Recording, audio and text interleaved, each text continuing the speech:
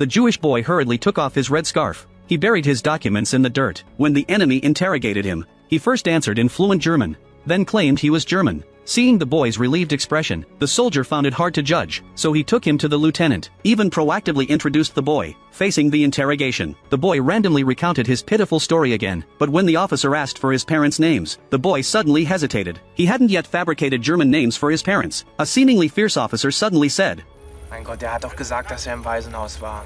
Bestimmt haben die Bolschewiken seine Eltern auf dem Gewissen. The lieutenant considerately hugged the boy, comforting him, telling him not to be sad. At that moment, several captured Soviet officers broke into an argument due to the language barrier. The boy volunteered to translate, and unexpectedly discovered one of them was Stalin's son. The soldiers were terrified, not daring to handle him lightly. The officer scolded the boy for being a traitor. He spat contemptuously. The enemy lieutenant immediately rushed over, very protective of the boy. The enemy treated the officer as a trophy, even happily took photos with the boy, then sent him to the command center to serve as a translator for the enemy. The soldiers admired the boy, bringing him plenty of food, but the boy had just taken a bite when he heard someone call his name. It was his arch-rival from the orphanage. The other pointed at the boy, exposing him as a Jew, but the Germans couldn't understand Russian, so they asked the boy to translate. The boy claimed not to know him, and even stepped forward to slap him. The German soldiers were very satisfied with his reaction. The other, enraged, charged at the boy. During the chase, the classmate was instantly executed by the enemy. Just like that, the boy gained the enemy's trust, and joined their ranks. In one offensive, the Germans captured a Soviet radio, just as the boy was translating for his teammates. Suddenly, snipers attacked. All his teammates were killed, leaving only him alive. Thinking about his situation, he suddenly had an idea. Rather than living in constant fear, he might as well take this chance to defect to the Soviets. He dialed the Soviet radio, then said he had infiltrated the German army, and successfully recaptured the position. The other praised his bravery, and arranged a secret meeting signal. At night, the boy crossed the front line, eagerly rushing toward the Soviet forces.